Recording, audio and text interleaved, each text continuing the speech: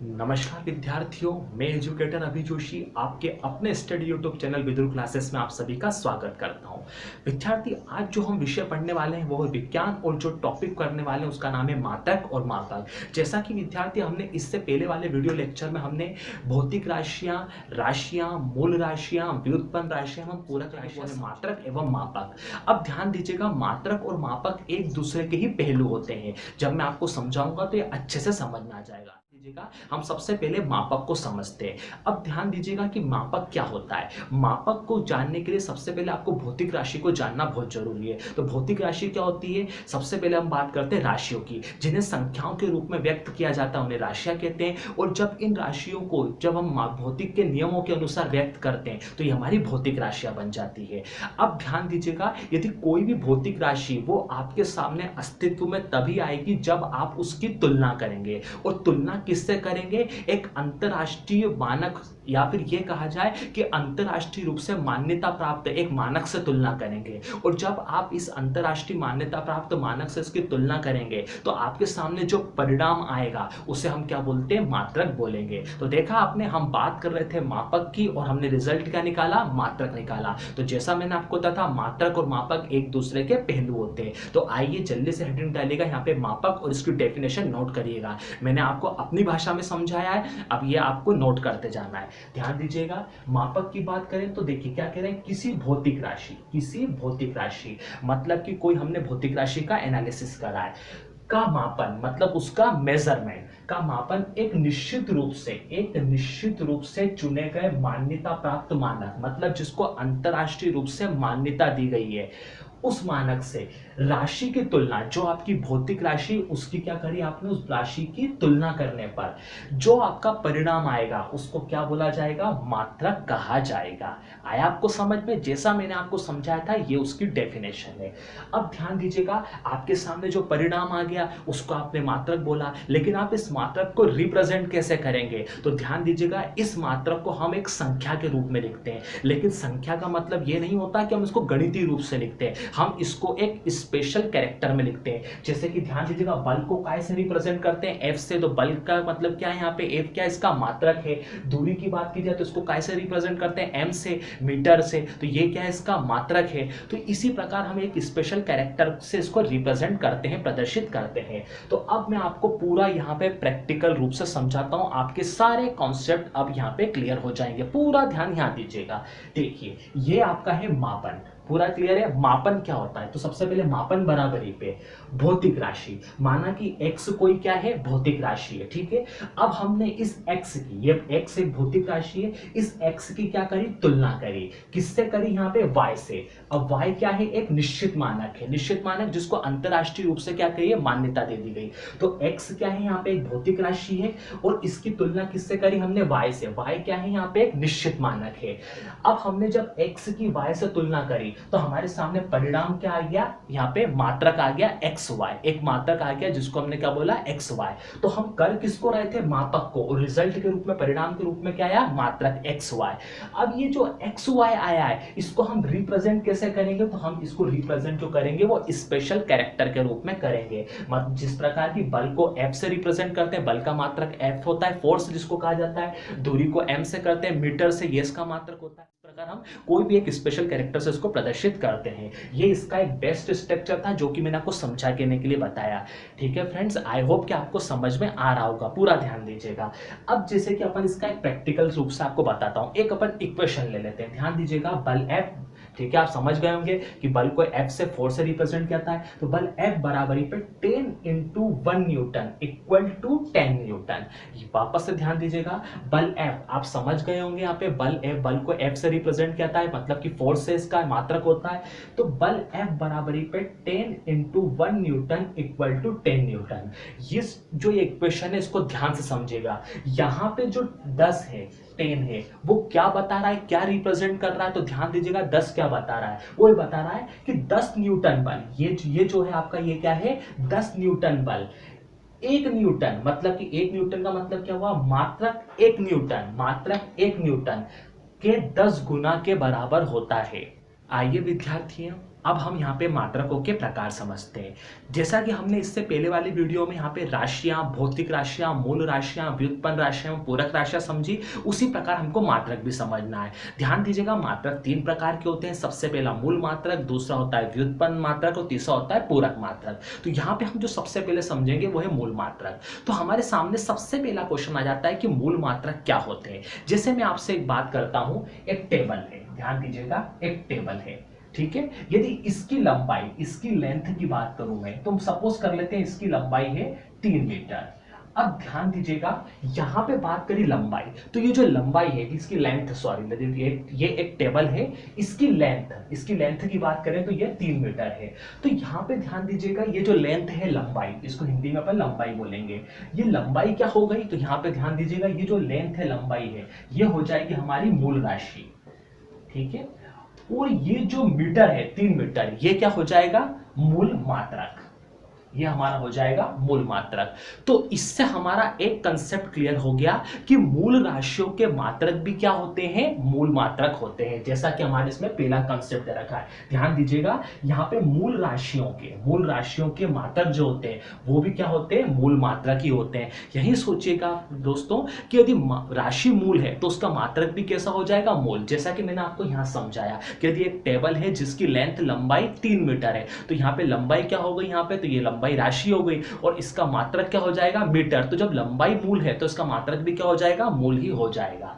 अब हम आपको समझ में आ गया होगा। जरा सा अपन इसके और बेसिक कॉन्सेप्ट क्लियर करते हैं। तो सबसे पहले ध्यान दीजिएगा, आप राशि समझिएगा। राशि क्या होती है, तो राशियां क्या, जिन्हें संख्याओं के रूप में व्यक्त किया जा सकता है। संख्या मतलब कि जिन्हें स्पेशल कैरेक्टर के रूप में व्यक्त किया जा सकता हो। जैसे कि बात करी गई लेंथ, लंबाई को मीटर, एम से, इस प्रकार एम से रिप्रेजेंट किया जाता है। इस प्रकार से किसी को यदि स्पेशल कैरेक्टर के रूप में व्यक्त किया जा सकता है। अब ध्यान दीजिएगा, मूल राशि क्या होती है, वे राशियां जिनको भौतिक के नियमों के साथ व्यक्त किया जाता है। वे राशियां जिन्हें भौतिक के नियमों के साथ व्यक्त किया जाता है उन्हें क्या कहते हैं, मूल राशियां कहते हैं। अब बात आ जाती है मात्रक क्या होता है। अब ध्यान दीजिएगा, यहां पे आपको पहली चीज समझ में आ गई, राशियों की जिन्हें संख्याओं के रूप में, स्पेशल कैरेक्टर के रूप में व्यक्त किया जाता है उन्हें राशियां कहते हैं। अब यदि इन राशियों को भौतिक के नियमों के साथ व्यक्त किया जाए तो ये मूल राशियां कहलाती है। लेकिन अब ये मूल राशियों का अस्तित्व में आना बहुत जरूरी होता है। और अस्तित्व में कब आएंगे, जब आप इनकी तुलना करेंगे। और तुलना किससे करेंगे, जो अंतरराष्ट्रीय रूप से मानक है या फिर अंतरराष्ट्रीय रूप से जिसको मान्यता दी, उससे आप राशि की तुलना करेंगे, जिसको क्या बोला जाएगा, मापक बोला जाएगा। तो जिस मापक को अंतरराष्ट्रीय रूप से मान्यता दी है उसकी यदि आप राशि से तुलना करेंगे तो जो आपका परिणाम आएगा उसको आप क्या बोलेंगे, मात्रक बोलेंगे। तो यहां पे ध्यान दीजिएगा, मात्रक की बात की जाए तो भौतिक राशि कौन सी, जिसको आप, जो आप राशि की बात कर रहे हैं, ये वाली राशि की बात कर रहे हैं या मूल राशि की बात कर रहे हैं, तो यहाँ पे भौतिक राशि की तुलना मान्यता प्राप्त मानक, जिसको अंतरराष्ट्रीय रूप से मान्यता दी गई है, की जाती है, तो जो हमारे सामने परिणाम आता है उसको हम क्या बोलते हैं, मात्रक बोलते हैं। जैसा कि मैंने आपको जस्ट पहले समझाया है। अब आइए अब हम इसको बिल्कुल कॉन्सेप्चुअल समझते हैं। तो हमारा पहला पॉइंट है कि मूल राशियों के मात्रक भी मूल होते हैं, जैसा कि मैं आपको समझा चुका हूं।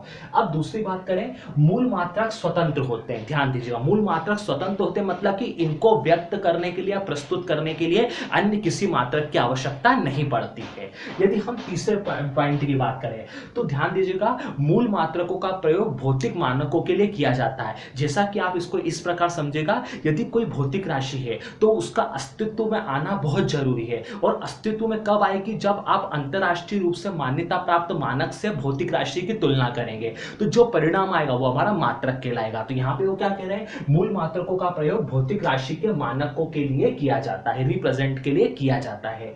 अब यहाँ पे बात कीजिएगा, सबसे इंपॉर्टेंट बात है, मूल मात्रकों की संख्या 7 होती है, ये हमेशा ध्यान दीजिएगा।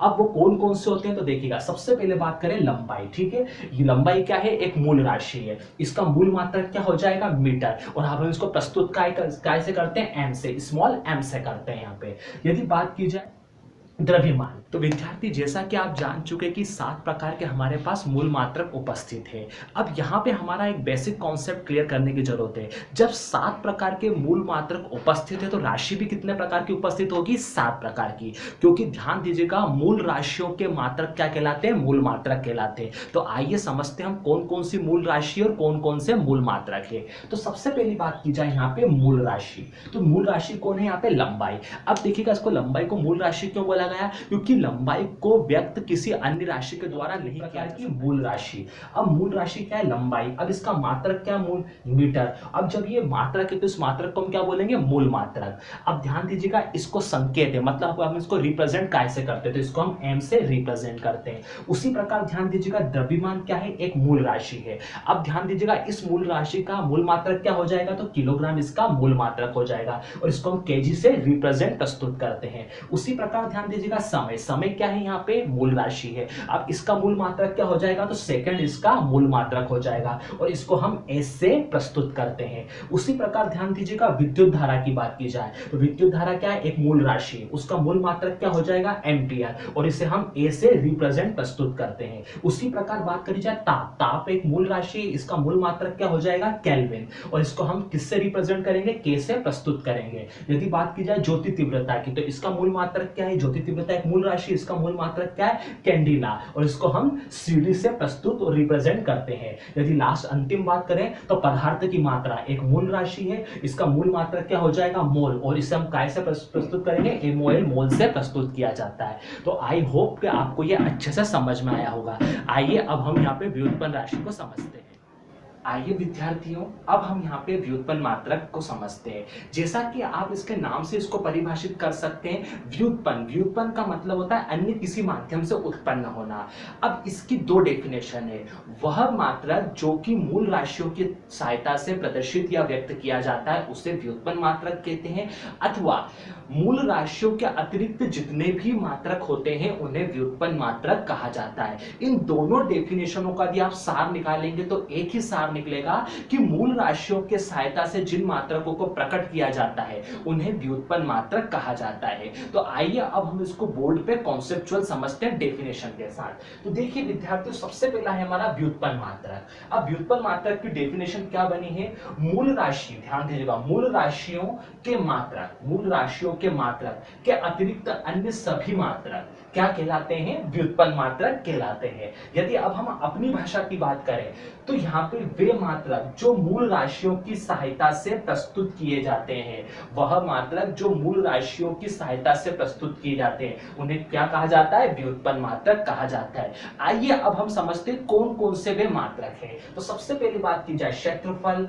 आयतन, घनत्व, चाल, शक्ति, कार्य, बल, ऊर्जा, त्वरण, संवेग, ये ऐसे मात्रक है जो मूल राशियों की सहायता से प्रस्तुत किए गए। अब आइए अब इसको अपन मैं आपको प्रैक्टिकली रूप से समझाता हूं। जैसे सबसे पहली बात की जाए, यहाँ पे ध्यान दीजिएगा, आयत का क्षेत्रफल। अपन एक क्षेत्रफल की बात करें तो अपन यहाँ पे आयत का क्षेत्रफल ले लेते हैं। अब आयत का क्षेत्रफल का सूत्र क्या होता है? लंबाई इंटू चौड़ाई। तो यहाँ पे ध्यान दीजिएगा, ये जो लंबाई है ये क्या हो गई? हमारी मूल राशि, लंबाई मूल राशि में आती है। उसी प्रकार हम आयतन की बात करें तो यहाँ पे हम घनाभ का आयतन ले लेते हैं। अब ध्यान दीजिएगा, घनाभ के आयतन का सूत्र क्या होता है? लंबाई इंटू चौड़ाई इंटू ऊंचाई। तो यहाँ पे लंबाई क्या हो गई? मूल राशि हो गई। तो मूल राशियों की सहायता से निर्माण किया गया। अब यदि अपन घनत्व की बात करें तो घनत्व का सूत्र क्या होता है? द्रव्यमान बटे आयतन। तो यहाँ पे ध्यान दीजिएगा, द्रव्यमान क्या हो गया? यहाँ पे मूल राशि हो गई। अब यहाँ पे बात करते हैं अपन शक्ति की। तो शक्ति का क्या सूत्र होता है? यहाँ पे कार्य बटे समय। तो यहाँ पे ध्यान दीजिएगा, समय क्या हो गया? मूल राशि हो गई। यदि अपन बात करते हैं बल की बात करते हैं तो यहाँ पे देखिए बल का सूत्र क्या होता है? द्रव्यमान इंटू त्वरण। तो यहाँ पे देखिएगा द्रव्यमान क्या हो गया? मूल राशि हो गई। अब यदि अपन बात करते हैं त्वरण की, तो त्वरण का सूत्र क्या होता है? वेग में परिवर्तन बटे समय, या फिर इसको कई बार समय अंतराल भी कहा जाता है, कोई फर्क नहीं पड़ता है। तो यहाँ पे जो समय और समय अंतराल क्या हो गया? मूल राशि। तो इस सारी जो आपको उदाहरण बताया मैंने प्रैक्टिकल रूप से, इससे हमको एक बात प्रदर्शित होती है कि यहाँ पे व्युत्पन्न राशि को मूल राशियों की सहायता से बनाया गया है, या फिर यह कहा जाए कि मूल राशियों के अतिरिक्त जो भी राशियां होती है, या फिर यह कहा जाए कि मूल मात्रक के अतिरिक्त जो भी मात्रक होते हैं उन्हें व्युत्पन्न मात्रक कहा जाता है। आई होप विद्यार्थियों कि आपको समझ में आया होगा। आइए अब हम इसको पूरक मात्रक को कॉन्सेप्चुअल रूप से समझते हैं। आइए विद्यार्थियों, अब हम यहाँ पे पूरक मात्रक को समझते हैं।